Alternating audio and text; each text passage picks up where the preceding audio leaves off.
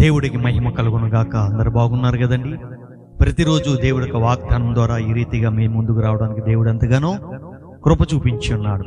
ఈ కృపావార్త ద్వారా దేవుడి యొక్క సన్నిధానంలో మీరందరూ బలపరచబడుతున్నారని నేను ఎంతగానో ఆశిస్తూ మీ అందరి కొరకు నేను ప్రార్థిస్తున్నాను.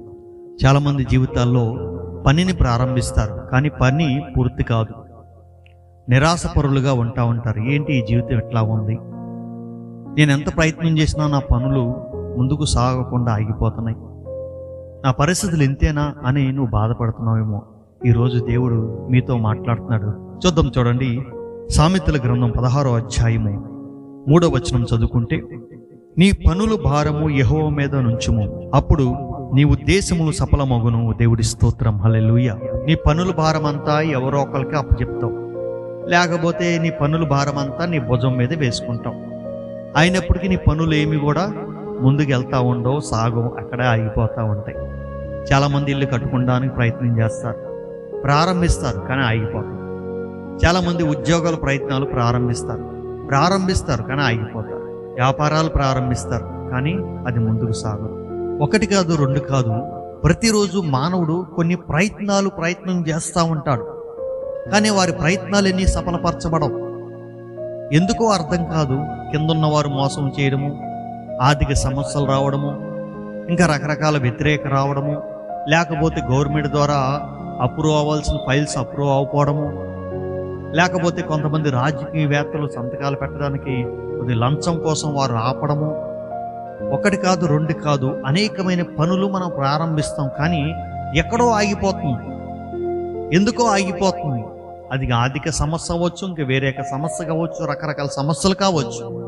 పనులన్నీ ఆగిపోవడం గల కారణాలు రకరకాలు ఉండవచ్చు. కానీ ఈరోజు దేవుడు నీతో మాట్లాడుతున్నాడు. నీ పనుల భారము నీ భుజం మీద వేసుకుంటే పనులు జరగవు. నీ పనుల భారము యెహోవా మీద వేయి. నీ పనులన్నీ సఫలపరచబడతాయి. నాకు తెలిసిన ఒక వ్యక్తి, వారు పనులు చేపిస్తూ ఉంటారు, కార్పెంటర్ వర్క్ చేపిస్తూ ఉంటాడు. ఆయన ప్రతిరోజు ఉదయం లేచి ఆ రోజు జరగవలసిన ఒక పని అంతయు కూడా దేవుడి మీద భారం వేసేసి, ప్రభువా ఈరోజు పనివారు మానకుండా రావాలి, పని విషయంలో వాండర్ దగ్గర కూడా చెడ్డ మాట రాకూడదు ప్రభు అని ప్రార్థన చేస్తాడు. ప్రార్థన చేసి ప్రారంభిస్తాడు. దేవుడు ఆ రోజు పనంతయు కూడా ఏదైతే ఒప్పుకుంటాడో ఆ బిల్డింగ్ మొత్తం కూడా పని చేయడానికి సహాయం చేస్తాడు. దానివల్ల మంచి పేరు వస్తుంది, ఇంకా అనేకమైన బిల్డింగులు అతనికి వస్తున్నాయి.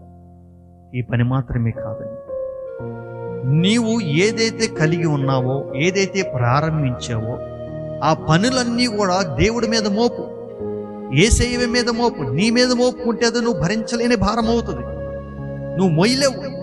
అప్పు మీద అప్పు తెచ్చి వడ్డీల మీద వడ్డీలు కట్టలేక భరించలేని భారంతో నువ్వు కృంగిపోతా ఉంటావు. నీ పనులు ముందుకు సాగవు, ఆగిపోతా ఉంటాయి, అందరి ముందు అవమానకరంగా ఉంటావు. కానీ ఈరోజు దేవుడు నీతో మాట్లాడుతున్నాడు.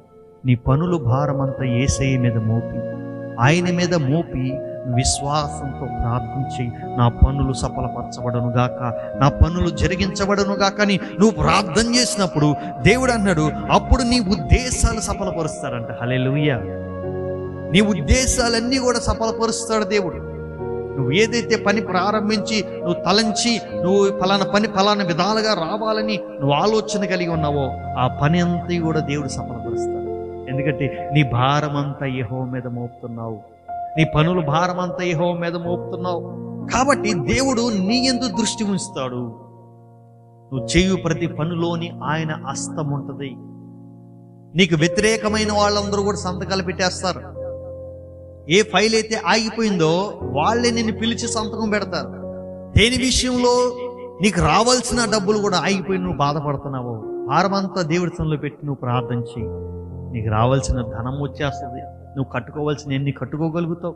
నీ పనుల భారం అంతా ఆయన మీద వేస్తే దేవుడు తన పనిగా ఆయన తీసుకొని నీ ఉద్దేశాలు నీవేదైతే తలించావో ఆ ఉద్దేశాలన్నీ సఫలపరుచుకుంటూ వెళ్తా ఉంటాడు. అప్పుడు నీ జీవితంలో ఆనందము, సంతోషం ఉంటుందండి. ప్రియ సహోదరులారా, నీ పనుల భారం అంతా నీ మీద ఉంచుకొని ముందుకు సాగలేవు, కృంగిపోతావు, బలహీనపడతావు. ఎప్పుడైతే నువ్వు దేవుడి మీద వేస్తావో దేవుడు అద్భుత రీతిగా నీ జీవితంలో ఆయన కలగజేసుకొని నీ ఉద్దేశాలన్నీ కూడా సఫలపరుస్తాడు. మరి ఈ వాగ్దానం ద్వారా మీ జీవితంలో అట్టి కార్యము జరిగించబడును గాక. ప్రార్థన చేసుకుందాం. మహాపరిశుద్ధుడా, మహోన్నతుడా, అద్భుతమైన కార్యం జరిగించి నీ వాగ్దానాన్ని నెరవేర్చండి. నిశ్చయముగా వారు ఉద్దేశాలు సఫలపరచండి. వారు ఏ పని ప్రారంభించారో ఆ పని ఆగిపోయిందని బాధపడుతున్నారు. ఇంటి పని ఆగిపోయిందని, పొలం పని ఆగిపోయిందని, ఇంకా నాయన ఉద్యోగ పని ఆగిపోయిందని, కొన్ని ఫైల్స్ సంతకం పెట్టక రావట్లేదని బాధపడుతున్నారేమో, ఉద్యోగాలు ఆగిపోయి పెండింగ్ పడి బాధపడుతున్నారేమో దేవా.